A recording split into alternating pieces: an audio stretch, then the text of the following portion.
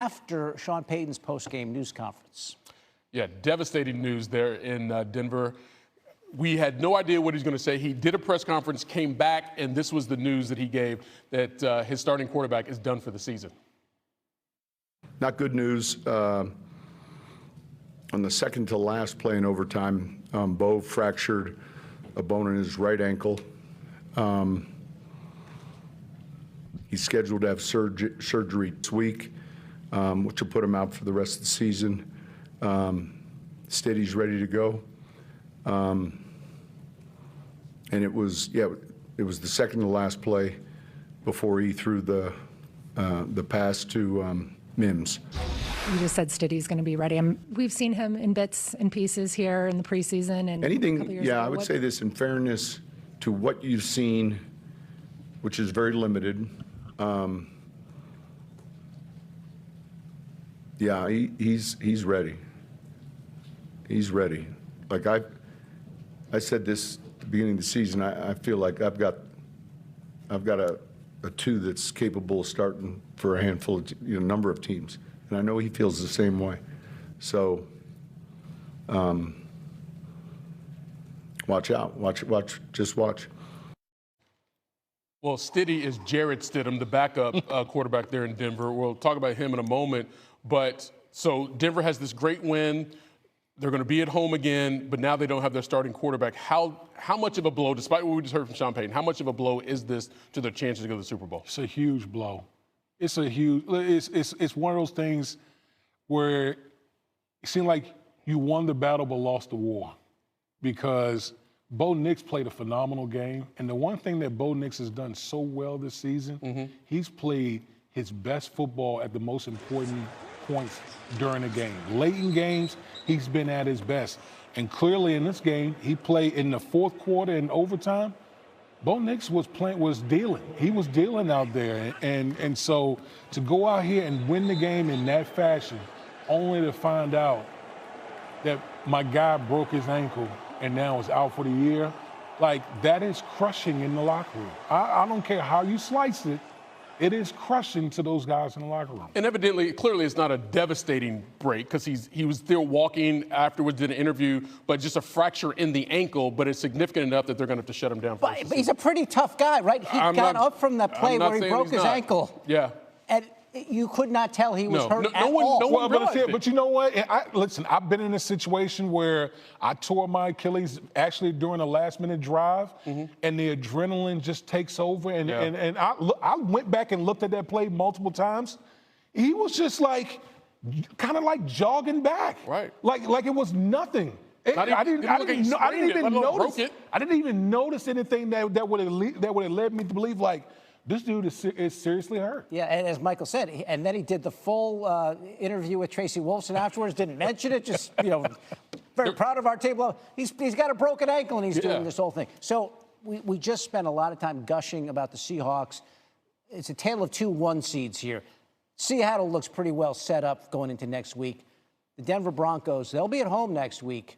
What chance do you give them either against the Texans or the Patriots with Jarrett Stidham? By the way, a former Patriot. I mean, listen, it's a blow. There's no slicing there's no talking one way or the other. It's a blow when you don't have your starting quarterback out there. And by the way, Jarrett Stidham, I don't think the last time he played meaningful game was in 2023. He hadn't thrown a pass since the 2023 season. It was actually in January 24, and it was an interception. Correct. Yeah, so he hadn't thrown a pass in a game. I mean, think about it. That's where we're at.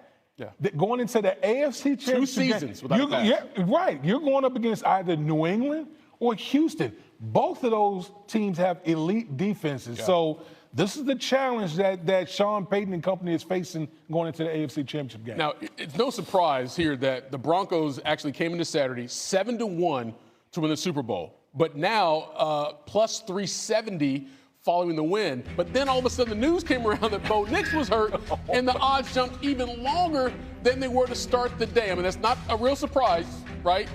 Because your starting quarterback is not going to be there for the most important game of the season to this point. Let's show you how this entire game played out, though, because as David said earlier, it was a seesaw affair. We jumped to the fourth quarter. The Broncos are down 27-23 with a minute to go. Nix looking for Marvin Mims Jr. Look at this pass. How good was that? That's an absolute seed. I mean, he dropped that right in the bucket, and Marvin Mims Jr. just held on to it. Great play. So that gave Denver a 30-27 lead. But you had time for Josh Allen and the Bills to respond. All they need is a field goal to force overtime. He connects with Khalil Shakir, and then the lateral to Ray Davis. He gains 27 yards on that play, and that was sneaky good. That play right there, that's a Ben Johnson special. Coaches steal plays all the time. I've seen Ben Johnson run that many times. So a couple plays later, it's 4th and 10, and that is Matt Prater from 50 yards, and that was right down the middle. We head to overtime. Now, after a failed Broncos drive, the Bills get the ball, and they can win it if they score. Touchdown, field goal, whatever it is. Allen looking deep here for Brandon Cooks, and he had his man beat, but the ball is underthrown. Cooks comes up with it, but then Jaquan McMillan rips it away from him for the interception. That is an interception. That is like, you have to not only catch it, but control it when you hit the ground. He does not control it when he hits the ground. And so McMillan comes up with it. So that's a huge play for Denver. Sean McDermott didn't agree with it, but that's the rule. So Nix and the Broncos, they go down. Now, obviously, they win if with a score.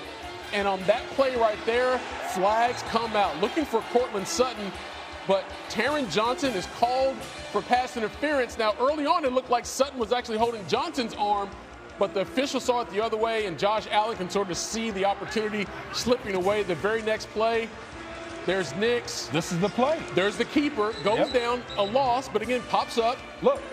Just didn't realize at the time that's where he suffered the injury. Yeah, exactly. And you see it right here. You're trying to utilize Bo Nix's legs, and it ultimately cost Bo Nix his season. All right, so what do? You try to go down and get a little more room, looking for the score, and guess what? Another pass interference. This was on Tre'Davious White. Allen upset because he knows all they need to do is kick a field goal, and the Bills' season is over. Will Lutz comes on from 24 yards out. Now, obviously, Allen a little upset. He threw the helmet. At that point, the flag didn't matter. It's a chip shot from 24 yards, and the Broncos are headed to the AFC Championship game. Their first playoff win since they won. For the starting quarterback, Bo Nix, they will turn to Jarrett Stidham. We will come at this from every angle we know, but JJ, this is almost hard to find a parallel or a through line. I know there's certain instances of having to call upon a backup for the biggest game of the season in the playoffs, but to pull this fan base in this locker room from such euphoria to what they're feeling right now, how are you processing the news? I mean, you just had a home overtime playoff victory against the best quarterback that remains on your side of the bracket. You have now confirmed that you are going to play the home AFC Championship game next Sunday at 1 p.m. Mountain Time. It's the first AFC Championship game you've hosted in a decade when you went to Super Bowl 50 and ultimately won it. And you feel great about Bo Nix, who just helped you win that football game. And now, minutes later, I'm sure that there are people that are, still tailgating, that are enjoying the victory, right? A post-game party and learning about this. It is incredibly deflating. And there aren't that many examples that I can pull from. Remember a couple years ago, Brock Purdy against the Philadelphia Eagles. He's playing in that game. He winds up tearing his UCL, and there's a Josh Johnson that's in the mix there. That's the most recent one I can think of, but of course that happened in the championship game. You go back to 2007, Phillip Rivers tearing his ACL in the divisional round, but then playing on it in the conference championship game against New England, something that has never really been heard of and never been duplicated since. But this is clearly something that Bo Nix cannot play on. That does require surgery. And as Sean Payton said, he's dealt with this before. And whatever the timeline on recovery, he would not be able to recover quickly enough to even play in the Super Bowl. Again, surgery coming Tuesday for Bo Nix, and this puts a halt to, these legacy-defining drives, not just in games, Mac, but in seasons. When you look at what this robs Bo Nix of, it's just another representation that the game isn't fair to us sometimes. I mean, that's how it is in the National Football League, unfortunately. When we play the game, we know what we're signing up for, and some things you can't control. And unfortunately for Bo Nix in this situation, this was out of his control. And hearing the news now, it almost feels like the Broncos actually lost. It's deflating. Yeah. It's hard not to. A very, very emotional game, entertaining game, the ebbs and the flows, and they found a way to win on the heels of their young second-year quarterback and now getting the news that he is done. There's no probable or questionable. He is done. So it's going to be a very, very difficult task for Sean Payton to keep the morale together for the teams. And I really appreciate and I love that Sean Payton addressed this right now. Because with them playing on Saturday, you got enough time to kind of allow everything to soak in before you get back inside the building on Monday.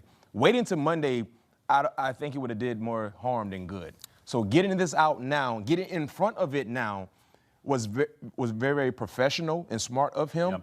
And now allowing the team to digest, not to mention the backup quarterback in Jarrett Stidham. Yeah. Now he understands and he knows when he goes into the building on Monday, he's operating as QB1. Heck, I wouldn't be surprised if he entered the building tomorrow to get it earlier. That's right. Now. He's probably driving to the facility right now. No question, because you don't know who you're playing, but you have the ability to start prepping for either team, in the Patriots or the Houston Texans. I'm glad you bring that up because, Ben, you are familiar with what that task requires. Maybe not in an AFC championship game type stage, but Jarrett Stidham is one of two backup quarterbacks that didn't attempt a pass this year. The LA